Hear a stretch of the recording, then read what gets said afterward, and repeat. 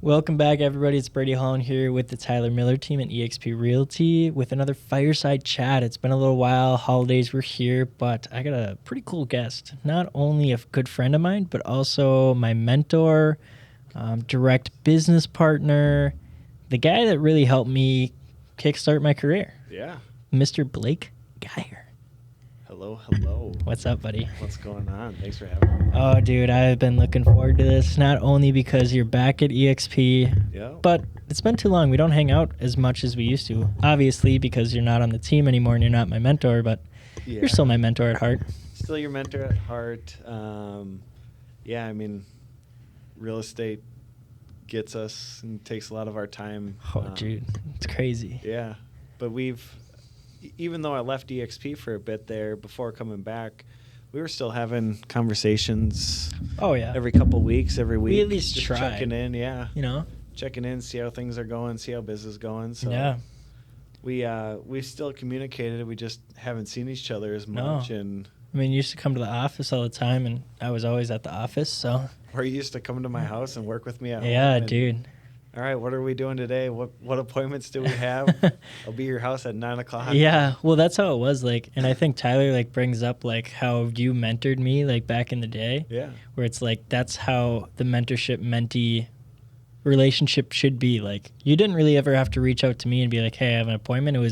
I texted you every morning, like, hey, what can I do? What do we have going on Yeah. today? Where are you headed? And what time do I need to be down there? Yeah. And, I mean, at the time, you were living in Zimmerman, Yeah, Rock. Rock. And so for you, it was, 35-minute drive? At least, yeah. Yeah, and every morning you were calling me, all right, I'll be to your house by this time, and we'll head on our appointments. And Yeah. whether it was coffee meetings, showings, listing appointments. Whatever it was. Yeah. you Whether were there even if and- it was just like we go to your house and prospect. Yep. Like, we'd even do that. We'd make mac and cheese, like. We recorded, the very first Fireside Chat? The very first Fireside. The very first one at my... The second one. Second one. First one was with Riley Altenberg. Oh, yeah. Do you remember? You filmed it. I filmed it. You filmed that, In our but- properties model in Blaine. The Kelly model. Yeah. Oh, shout out to Kelly. How is Khadijah? Oh, gosh. Don't even get me started. I'm pretty sure she has officially blocked my number. Oh, But I can't say I don't blame her. It had to happen one way or another it did. because I was sick of getting, I mean, I don't even know what the right wording is for it, but Ghosted, but like. ghosted is the correct word. Little insight on this story. Had a buyer lead that came into one of our Parade of Homes open houses, and she was like, I'm a cash buyer. I want to buy this today. And at the time, we weren't selling that model. But a couple weeks later, it became available. She was going to buy it. She sat down with us, signed the purchase agreement. Everything went basically through with everything. Had the whole purchase agreement Had the whole signed. purchase agreement signed. We were all thrilled that we were selling the Kelly model, and she Cash offer. cash offer goes to get me a cashier's check for the earnest money. and it bounces. I forgot we had the check. We had the check. We had the check in hand, and I remember calling Tyler and Nate and being like, "You guys, I got the check. We Oh my gosh, are that's one right. step closer." And 48 hours later, our high moment of We did this. We sold it. Immediately shut down on us, and I was getting calls from 5 different people going, all right, where are we at? What is going on? And she wasn't returning phone calls. No. And a few months later, she came back and Try to do it again? tried to do it again, and same thing, got ghosted. So I think I remember those days. Off record, I've probably called her 100 times. Oh, minimum. You had her voicemail dialed. I could sing along to her voicemail. It got pretty intense. Yeah. But yeah, I haven't talked to her in probably 6 months. That's probably Spring of this year, probably for the better. Honestly, it probably is. I don't think it's worth the headache anymore. No, not at all. Not at all. That's funny. But yeah, no, like I legit was with you on every single appointment. I mean, I think the first 60 days I was on the team, you sold 10 houses. Yeah, when you joined, it was at a really great time, just given what I had going on in business. Yeah. it allowed you to attend or come along See with so multiple many appointments things. and listing appointments, showings. Got to see kind of it all, with whether it was first time home buyers or move up Listings buyers, or listings. Yeah, a lot of cool stuff. legit all of it. So it was really cool. So I think Tyler really like saw our mentorship program and how we ran it and Yeah. tried to like make a program surrounded by how we did it. But it's hard to find mentees that are motivated to text their mentors. And I mean, when you're looking at the mentee mentor role, and whether you're a new agent or a veteran agent, the biggest piece is you gotta be hungry. Yeah. And you showed up every day. You were hungry, and truthfully, it shows in the success you had in your first year in the industry. Yeah. Because not a lot of agents can go out there and sell 15 plus houses in their first year, let alone A year. Yeah. Let alone in 2 to 3 years for a lot of brand new agents. It really takes time, and you kind of prove that statistic of, hey, I'm going to go out there, I'm going to crush it day to day, and your business has truly exploded because of it. Yeah. Well, I appreciate everything you did for me and my business. Yeah.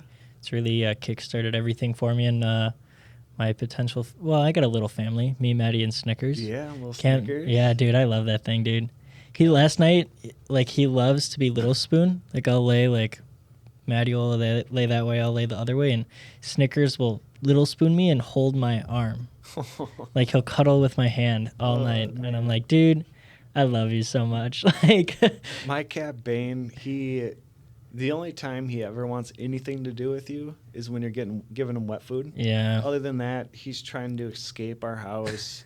The door's cracked for 2 seconds, and he'll find a way to sneak out that yeah. door. Didn't he jump out the window the other day? Yeah, he jumped out of our we have a walkout basement, and he jumped out of our kitchen window, which is probably 25 foot drop. That's crazy. And yeah, landed on all fours. All of a sudden I look in the backyard maybe half hour later, and there he goes trotting across the backyard. I'm like, what? Dude, wait, get back in The here. only windows open is our kitchen window, and yeah, he took a leap of faith and Wow, that's crazy. made it. But well, let's jump into like where you grew up, yeah, kind of how life started for you, and then why you got into real estate, and we'll start talking about the good stuff. the goods.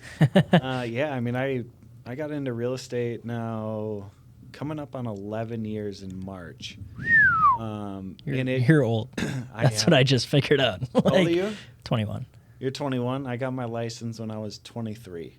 But fun fact, it took me probably 2 years to get my real estate license. Really? Yeah. Did you fail 22 tests too? I did not fail 22 tests. I failed it once. I passed the state the first time. I failed the national by one question. And but before I even got to taking the test, I had to take the courses, and they always say take course 1, take the state national test, because what you're tested on is in course 1. Mm-hmm. What's course 2 and 3 has nothing to do with the test. So I took course 1, and at the time, I mean, we're talking 2010, 11. We were having government shutdown, so I had my test scheduled like the Friday before my test. The government shut down for quite some time, so my test got canceled. Had to reschedule it for late August. And I used to race BMX bikes. Oh, that's right. Yeah. And the Sunday before my test, I was taking the test, I think, on a Tuesday morning. And Sunday was the state championship for BMX racing, was coming out of the first turn. Chain snapped off. I went head first, shoulder first into a lip of a jump. Woke up on a stretcher and got carried away to an ambulance, was in the ambulance, and I remember the doctor, the paramedic looking at me and go, I'm going to stick a needle in your arm. This is going to hurt. And the only words I remember were saying is, I'm in enough pain. A needle ain't going to do anything. Yeah.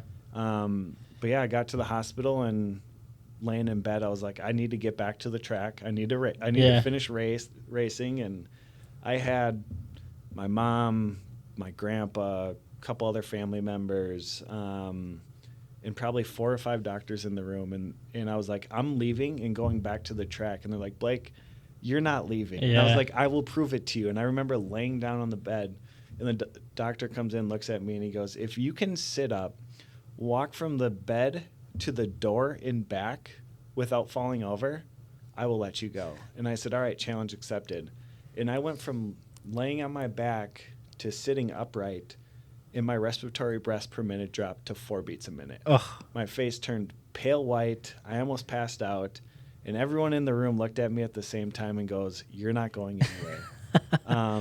And then I got sent back for x-rays and ended up breaking my collarbone, 3 ribs, punctured lung, concussion, spent 3 days in the hospital. Yeah, it was quite the trek. So long story short, you did not get to your test. Long story short, yeah, I did not take the test on Tuesday, and that delayed it again. And actually, a good friend of mine who is now also a loan officer, Marcus Laskowski, Oh yeah, took me on when I had to take my test, and I remember him coming with me, driving me there, and on the way home, we stopped at the house board shop, and he had never gone snowboarding before. Oh, yeah.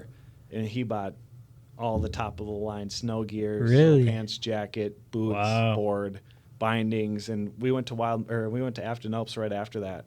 So that was our kind of way of celebrating. Was I was taking the test, I passed it.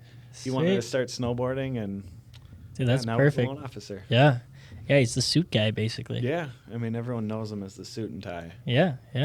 He's a badass though. He Where is. is he at now? He's still with Edge, I believe. Is he? Okay. Mhm. I didn't know. Yeah. Did not know. So yeah, 2 years took me to finally License. get licensed, and once I did, I was working with actually somebody that I was on the phone with on the way here, Garrett Hilton. He helped me get started in the business. He's with Bridge Realty, I believe. But yeah, through my grandpa, met him and one other guy that were both real estate agents. And Garrett was great. He helped me get licensed. He helped me get started. It was a similar situation to you and I. yeah, Where he was my mentor, and I'd drive to him, would go on appointments, go on showings, stuff like that with him. But when I finally did get fully licensed, him and I had kind of split our ways and started with Keller Williams. yeah, that's awesome. You started with KW first. I started with KW first. That was your first place. Yep, was with them, maybe year and a half. Yeah. And then I got approached by a recruiter for ReMax Results. And those that know me know I'm a big-time golfer. Not nearly as good as you, but I'm not that good anymore. Yeah, that's a lie. I haven't played. Haven't played, but I guarantee it, if we were to go and play 18 tomorrow, if it was 75 and sunny, you'd shoot, 70 to 74? Yeah. Yeah, I don't know, good. I don't know. I don't know if my back can handle it anymore. Dude, I feel that. But yeah, I got an offer from ReMax Results and was kind of enticed by A golf course. a golf course out in Sedalia, Colorado, which those that are good friends with me, friends on social media, have seen the course. It's So cool. It's probably one of my favorite golf courses that I've played, just because of the history behind the course, but the course itself is just absolutely beautiful. I mean, the mountains, like everything about it. You got the mountains. Yeah. Yeah, it's in a great location. I love Colorado. Like, if I were to ever move out of Minnesota, that's where I would move to, is Colorado. Yeah. When's that day? Not soon enough. 16 years. Till Jack graduates? Once Jack graduates, peace. Damn. No, I never would leave him behind. But yeah, got offered, got to go out there and play some golf, and ReMax was great. It really is a great company. I enjoyed my time there. In little over 2 years ago, had a great opportunity with Tyler and the team to come over to EXP, and I jumped at it. I would be lying if I said I wasn't a little bit bummed about leaving ReMax to come over to EXP, but I wanted to give it a shot, see, and was with the team. Got to meet a lot of great people actually within EXP. Got to be a mentorship with you, and decided to leave early spring of this year. Yeah. Tough day. It was, but truthfully, if you dangle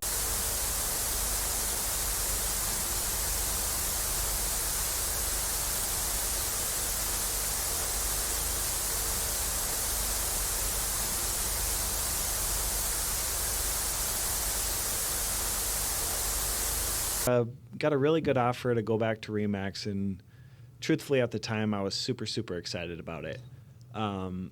Got to go on the sanctuary trip again, and I mean, the memories there will always be great. Yeah. But what I quickly realized midsummer, late summer was the opportunity that we have within EXP supersedes what your traditional brokerage offers. Yeah. Like, yeah, you know what? 100% commission was great. But looking at the opportunities that we have within our mastermind group, the Fast Forward movement, looking at the stock options, looking at the rev share that we have, really supersedes what a traditional brokerage has to offer.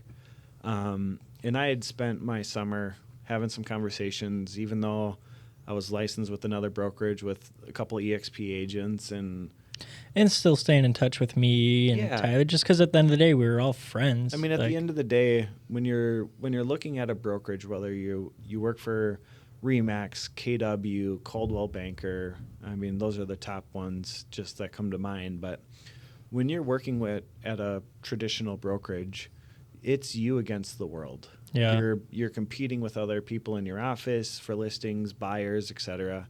And not to say that you're not at EXP, but the difference is the people that you work with, the people that are in your upline and your downline, your business partners with, they're coming to you and sharing ideas with you of how you can better your business, because when one of us succeeds, all of us succeed. Yeah. So being able to call you, to be able to call Tyler, TK, Pemberton, and just say, hey, this is a question I have. Can you help me get to the bottom of it? Yeah. Is honestly great.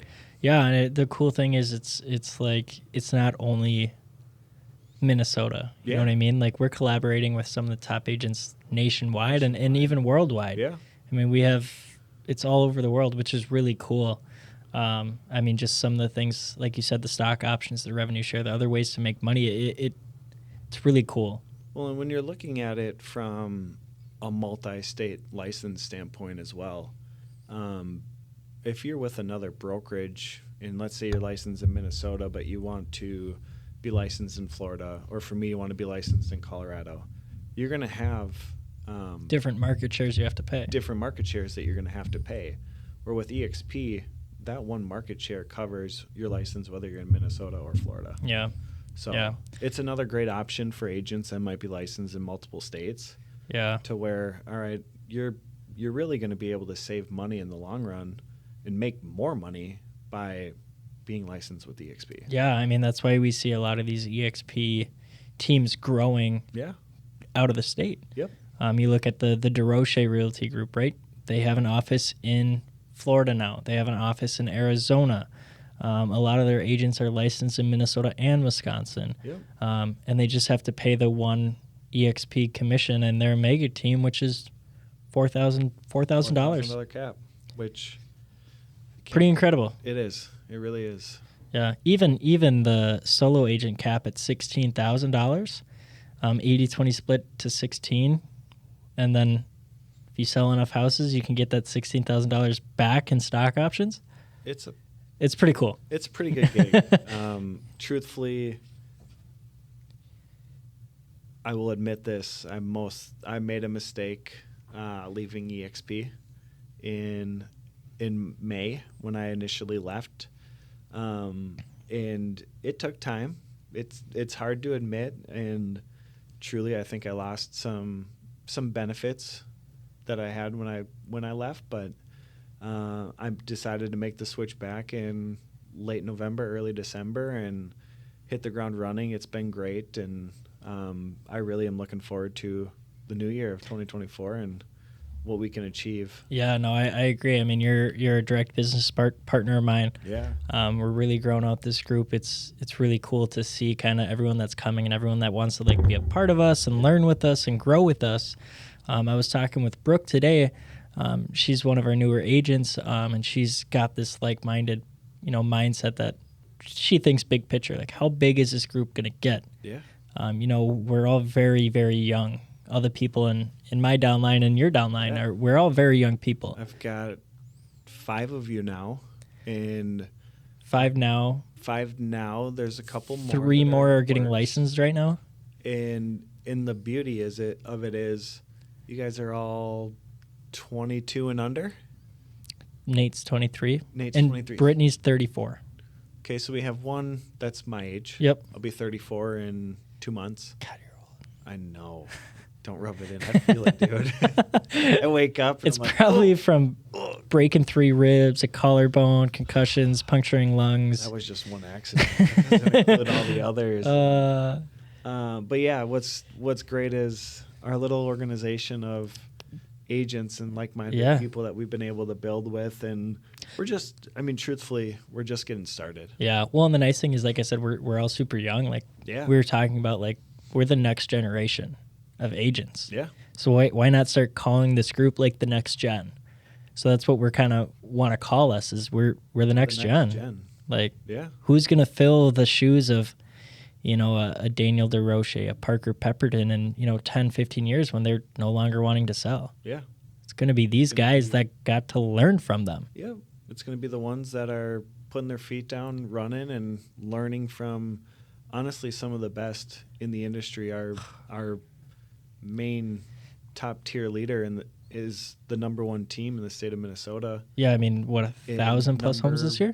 820. In a down market? In a down market, we did 820 houses in a year. That's unreal. And it's going to be incredible to see what 2024 has in store with us, with interest rates being the lowest that they've been since May 15th of 2023. Yeah. And I think we've already started to see that an demand uptake, start to pick up again. So the one big thing I think we're seeing is these online leads that we get, right? These Zillow leads, these OpCity leads, these Redfin leads. Yep. They're more motivated to buy than ever. Yeah. I think we've had more people accept those online leads and get an offer accepted within 5 days than we've ever seen since I've been on the team. I would agree. I think you're getting with any type of online lead source that you're having, whether it's Zillow, Realtor.com, Homes.com, whatever it is, Redfin, right? Yeah. Google DL, whatever it is. Buyers are starting to realize that maybe the worst of the interest rate hike is over. Yeah. And there's a ton of fear in what's the market going to do? When is it going to crash? Yeah, when's the economy going to crash? Like, markets are going to crash, but when you look at the supply, it's so low. Is super, super low. And yeah, you know what? Interest rates are high, and that might be why we're in a down market, because I was just looking at a stat yesterday. And when you look at the number of sale of homes for 2023 is equivalent to 2009, 2010, wow. And market crash. And our market hasn't crashed. Home prices appreciated 4 or 5% this year. Yeah, I would say, cautiously 3 to 5%. Yeah. 5% being high, but even still, but there's people that still need to make that move and still need to buy a house. Yeah. And I think a lot of buyers are starting to wake up to realize that, yeah, you know what? I might get hit with a higher interest rate now, but in a year, 2 years, they'll be able to refinance that and get into a lower interest rate. I know there's a ton of numbers that are being thrown around, that are being thrown around of where interest rates are going to be, and I'm curious to know from you, what do you think rates will be this in 1 year from now? I had a meeting with a loan officer today, and his boss is one of the top loan officers in the state. Okay. And he was predicting, he's like, I could see low to high 3s by the end of 2020, by the middle of 2025. And I that was the lowest I've heard personally. Yeah. And I was like, if that happens, like, that's going to be wild. Well, and I know you're a year in, and when you got started, rates were 7. Yeah. 7.5. I've never really seen rates at 5% in my career. And when you look at what the real estate market did in 2020 with COVID and where rates were at then, you had buyers that were, I mean, damn near giving up their firstborn child to be able to buy a house because homes were selling, homes were moving. And yeah, you know what? When rates were 2.75, 3%, anyone and everyone was wanting to do something. Yeah. When rates ticked up and hit 8%, I mean, that was tough. It was tough times. It was a tough market. But I think when buyers are starting to realize that even at an 8% interest rate, that is, if I recall correctly, that is still less than the average interest rate. From the 30s, if you start from 1930 to now? If you go from 1930 to today, I think the average is like 8.5, 9 or something like that. Yeah. I know I had Googled it at one point about a year ago, and we're still in relatively historic times. Yeah, that was the exact term. Yeah, historically we're still low. Historically we were still low, but over the course of the last 2-3 years, yeah, we're high. But when you're looking back 50, 60 years, interest rates are still super low. You're like my grandparents or your grandparents even probably talking about, we bought our first house with 18%. You're like, holy shit. I could not imagine buying a house at an 18% rate. Never. Given them at a 3.5% rate right now. The sky. We timed it perfectly when we sold and bought. Hey man, all I know is I'm trying to buy a house this year. Am I going to be able to do it? I don't know. Do I need an agent? Do you need an agent? I think Maddie's going to get licensed and we're going to use her. Ooh, there you go. Put her in your downline. She wants to get licensed. Yeah, wouldn't be a bad gig. Yeah, but now we're pulling from like the same sphere. I think it'd be more beneficial if I had too much business. You could just hand off. Yeah. Yeah. That's when it would be beneficial. At the same time, though, I mean, you guys have been together now... It's almost 6 months, I feel like. 6 months. What a great lady. Yeah. Yeah. Haven't got to meet her yet. You got to, man. We're going to have to do a double date sometime soon. And she wants to meet Jet, too. Oh, gosh. He is a monster right it's now. Like, I bet we could babysit for him. And I'm like, wait a minute. I don't want to do that. Yeah. That sounds like a lot. You're setting yourself up. He's a handful. Hey, I'll just play hockey, like knee hockey with him. He loves knee hockey. Does he still ride that bike thing? Oh, yeah. The little... He has 3 different bikes. Oh, God, I love that for that kid. The best is he has this little, like, Paw Patrol electric little car. And for the longest time, he couldn't figure out how to turn it. But over the course of the last month or two, he's really developed and is turning it. He's driving around in circles down in our basement, around the couch, around everything in the basement. And the other day, I looked back and happened to look at him, and dude is standing up, no hands on the steering wheel, hands up in the air, driving it straight on. Oh my gosh. Dude, what are you doing? And yeah, I mean, when it comes to him, he is definitely my child. How long till he breaks a bone? Oof. I give it first grade? Over under first grade? I'm going to go under. Yeah. But it's hard to go under because he's not like he's probably still just not that fragile yet, you know. No, I mean, the dude bounces his head off the wall and gets right back up. Yeah. There's different times. When he's with me, bounces his head up, gets up. When he's with mama, he plays the poor me. Yeah. But for me, I didn't break a bone until I turned 21. Wow. Yep, I had never broken a bone prior to turning 21. So that means I'm fucked. If that means that drinking is the root cause to me breaking bones as I got older, I don't know. But yeah, it took me. I never broke a bone. I did have a bunch of stitches as a kid. Yeah. I remember there was probably 7-8 years in a row where I was going in getting stitches. Jeez. Put my tooth through my lip twice. Let me tell you, if you've never done that, don't. You can't drink anything. It comes right out of your lip. Oh, fuck that. Oh, that's brutal. Good times. What was I going to say? What's Ashley think of Crazy Jet? Well, I mean, obviously, as a mom, she loves the shit out of him. And of course. we both do. But we have this thing where if one of us is managing him and one of us looks exhausted or is tapped out, we do the old like arm or like wrestling where they tap the other person, tag the other person in, and we've had some great success with that because I mean, Jed, he's great. But he's a handful. He gets into these little moments where he wants to throw little temper tantrums, and he's just trying to figure out how to show his emotion. Yeah, and he's learning. He's growing. He's young. He's growing, yeah. But I mean, that kid, we've got him on hockey skates already. He's skating around with us. That's scary. That's scary. Yeah, pray for my bank account because hockey is not cheap. Yeah, I think a lot of people know that, unfortunately, here in Minnesota. But let me ask you this. Okay. What's your goal this year? 30.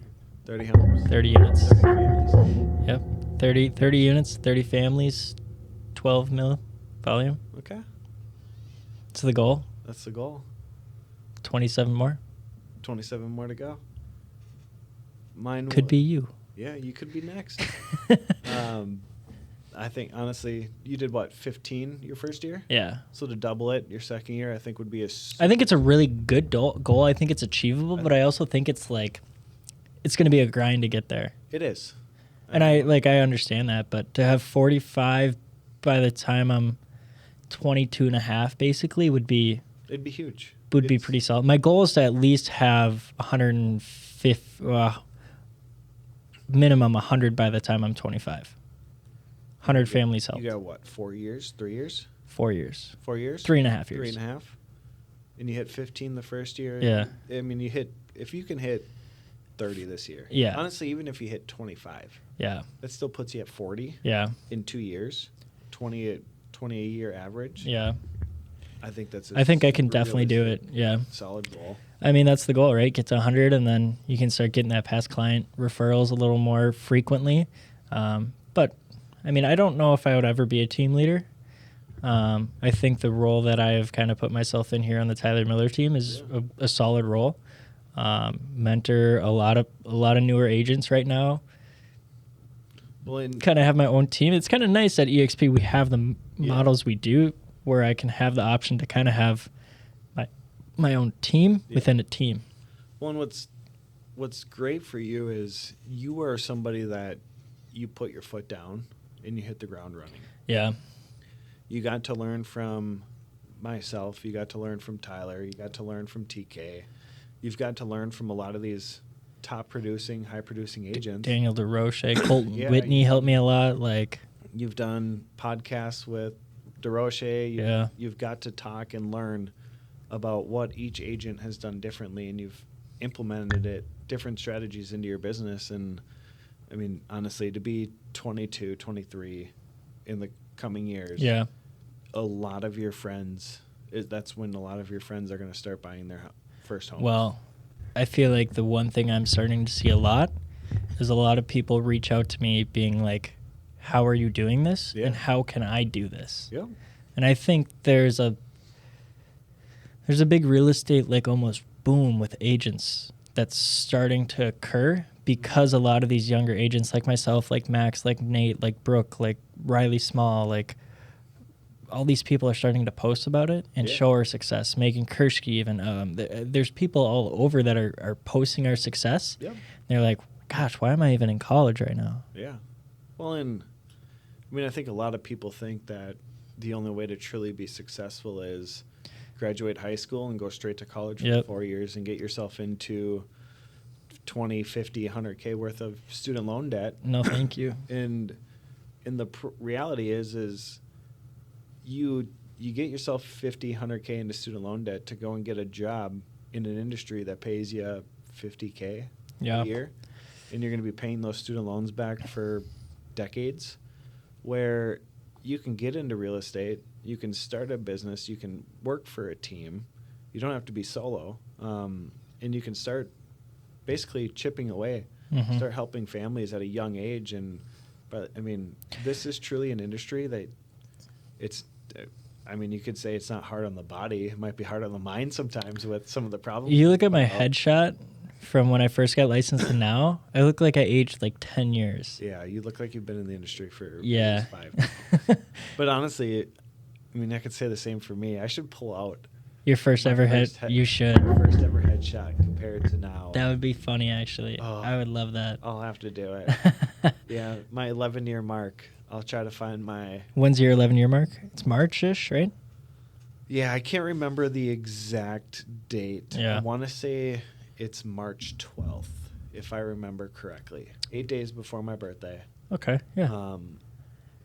But yeah, it'll be 11 years. Well, what's I was gonna ask you. So, like I said, like I mentioned, I'm starting to mentor a lot here on the team. Yeah. What were some of the things that you really wanted to do when you're a mentor to help out me when I was your mentee? I mean, the only way you're gonna really learn in this industry is being hands-on. There's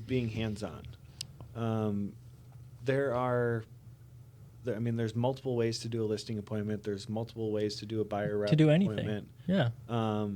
Even showings. Yeah. Like, one thing that I really like to do for clients that I'm working with when looking at houses are look at the bigger ticket items. Oh, whether for it sure. be Yeah. You have your to. appliances, sometimes looking at roofs, windows, furnace, AC, and being able to look at those and say, okay, you know what, this is from 2005. This could be potentially a problem. And knowing the life expectancy of these appliances to be able to coach your clients and say, hey, you know what, yeah, this house is priced accordingly for today's market and what we're seeing, but you have a furnace that's 27 years old, and on average, they last 15 to 25 years, I would say. Now, don't get me wrong, I've seen furnaces from 1964 in houses within the last 5 years. So Octopus furnace? Octopus furnace for sure. But when you're looking at houses, being able to look at these bigger ticket items and say, okay, you know what, this is going to cost you $5,000 in the future. Yeah. This is going to cost you $10,000. And being able to share that info with buyers or clients is definitely helpful because it helps them plan for the future within their home of, okay, you know what, like, these are some bigger ticket items that we might need to do or at some point within home ownership. Yeah. We do a lot of these script battles every month, right? Yep. The last 2 we've done, I've competed in, and I've had 2 guests that came along, high-producing guests. Yep. Over 40 houses personally they'll sell. Came up to me afterwards and said the way you present yourself and the way you talk during the script battle is like very attractive and like low pressure. Yeah. Is there a way that you think that is teachable? Is that something you taught me, or is that something that when I kind of started learning from you, it kind of just was naturally there for me already? Well, I mean, you're a very approachable, likable guy in yourself, and I think since day one, it was just super easy for us to connect. Oh, for sure, yeah. But I think with what you got to see tagging along and hearing how say some things, yeah. I say things, because I mean, there's definitely ways to talk to a client and ways that you shouldn't. Yeah. And the biggest thing as real estate agents is for us to shut up and listen. Yep. And understand people's problems, Yeah. what their goals are, Yeah. so how we can help them achieve them. Yeah. One person that I really think does a really, really good job with talking with clients and giving them the options and educating them is TK.